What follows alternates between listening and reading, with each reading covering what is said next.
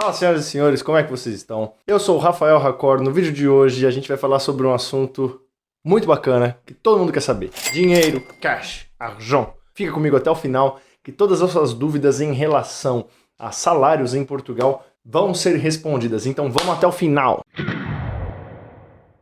Senhoras e senhores, claro que no vídeo de hoje a gente vai falar da média do país, né? Não dá pra falar se você é uma exceção que ganha mais do que, ou que você é uma exceção que ganha menos do que 1/10 do país.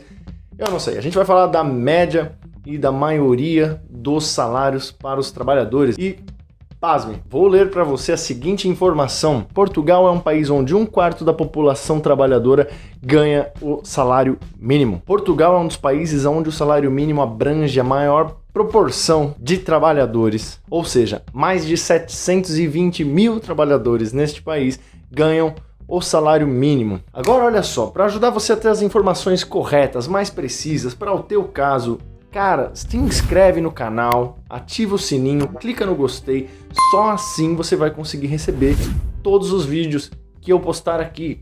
E aí você vai estar bem informado, vai conseguir tirar melhor as suas conclusões, de acordo com a sua profissão, com a sua carga horária disponível, enfim, o seu estilão de vida aí, qualquer que seja ele. O salário mínimo de Portugal é um dos piores de toda a União Europeia.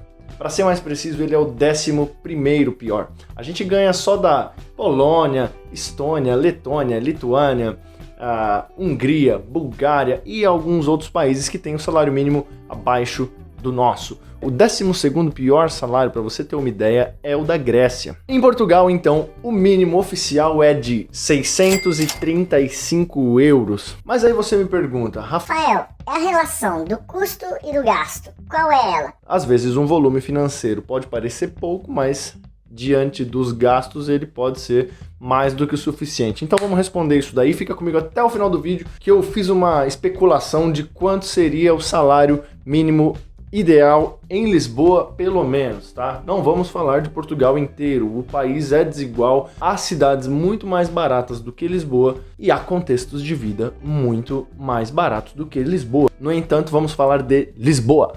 Olha, conversando com muitos amigos, falando por aí e tal, a gente chegou à conclusão que é mais fácil assoviar e chupar cana do que viver com o salário mínimo em Lisboa. Então vamos para os custos, vamos lá, olha só. Considerando uma pessoa sozinha, né? Você aí, um cidadão, uma cidadã que quer morar sozinho e tal, ter a sua independência ali, num espacinho só seu, os seus custos mais ou menos para alugar um T0. T0 é um apartamento geralmente de 25 metros quadrados, onde você tem somente a divisão do banheiro.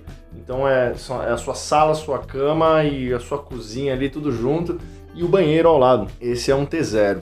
Mais ou menos 20 a 25 metros quadrados, tem até menores. Por incrível que pareça, em Lisboa, você não aluga hoje em 2020 um T0 por menos de 450 euros. Se você encontrar, escreve aí nos comentários que eu quero saber também. Ou se você é dono de um T0 e quer alugar por menos de 450, me deixe saber, porque a gente tem algo a conversar. Agora vamos supor que você não queira um T0, você queira um T1. Seria já um apartamento com pelo menos 2 divisões. Geralmente é assim, a cozinha, o quarto e um banheiro. Isso é um T1. Também aí vai variar de 25 metros quadrados até um pouquinho mais.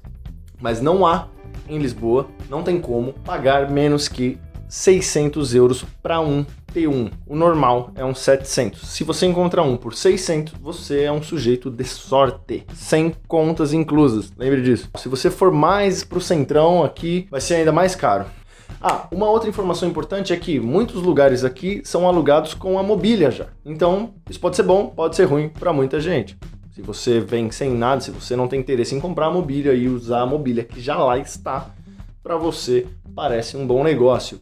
Muitas vezes também alugam já com alguns contratos feitos, por exemplo, o contrato de internet, muitas vezes um contrato de água, então você já não vai ter esses custos. Mas vamos considerar que você vai alugar um apartamento somente com a mobília, certo? Você por hora não vai ter gastos com sofá, com móveis, etc. Somente com suas próprias contas.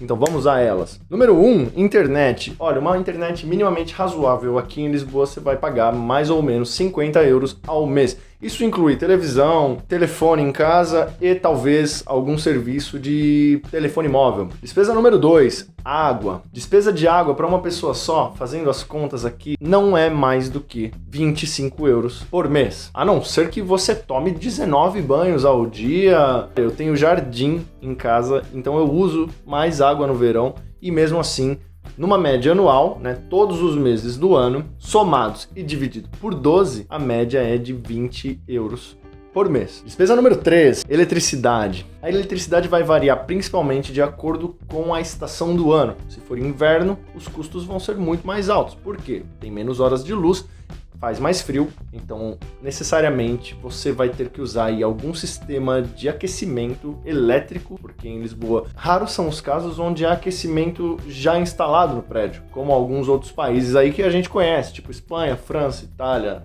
Inglaterra, etc. Então tem um custo alto esses aquecedores. Eles geralmente são a óleo ou a resistência com ventilador atrás. Eu particularmente não recomendo esse, é extremamente caro, o ar fica extremamente seco. A média anual, assim como a da água, né, todos os meses, de janeiro a dezembro, somados e divididos por 12, é de 25 euros ao mês. Mas há meses onde você vai pagar mais barato e há meses onde você vai pagar mais caro. Despesa número 4, mercado.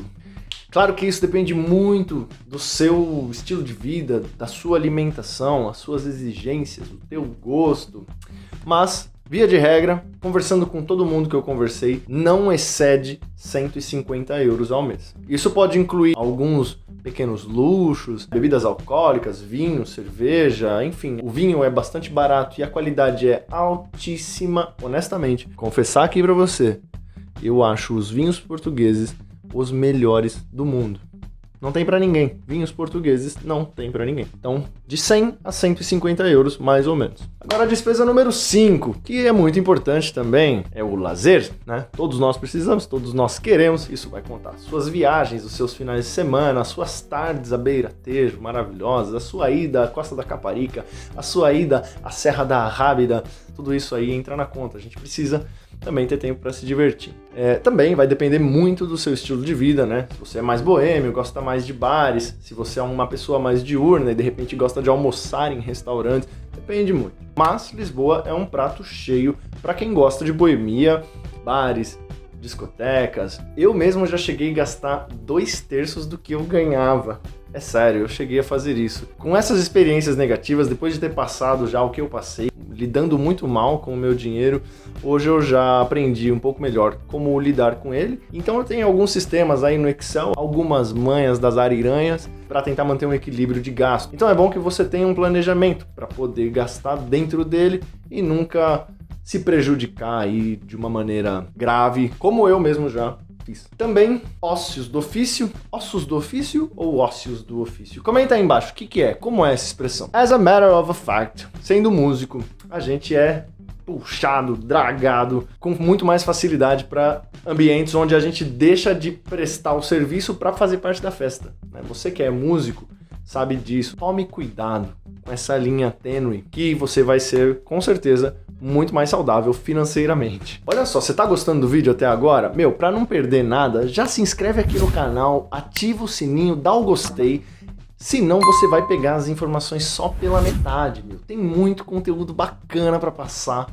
Nesse outro vídeo aqui eu falo sobre quanto ganha um busker. Olha só, um dia de busking aqui. Também tem outros conteúdos sobre quanto ganha um músico num bar, quanto se ganha num casamento, como é tocar em casamentos aqui em Portugal. Então, se inscreve aí que você só tem a ganhar e você ainda ajuda outras pessoas a chegarem a esse conteúdo que pode ser muito relevante na vida delas. Supondo que você saia só 2 vezes por semana, baseado nas experiências de pessoas mais próximas a mim, você deve gastar em torno de 30 a 40 euros por noite em entretenimento básico. Eu não estou dizendo entretenimento de luxo, como ir numa discoteca do John Malkovich ou de consumos excessivos em geral. Não estou considerando. São consumos básicos. Então, são 2 vezes por semana, 4 semanas num mês, você vai ter gasto no fim do mês 240 euros em lazer. Rafael, dá para economizar? Dá para economizar. Você pode, por exemplo, fazer o lazer na sua casa. O problema de se divertir em casa é a vizinhança. Eu tenho amigos que não podem nem falar na sala deles de noite no horário que eu tô fazendo esse vídeo aqui agora, porque o vizinho já estaria batendo no chão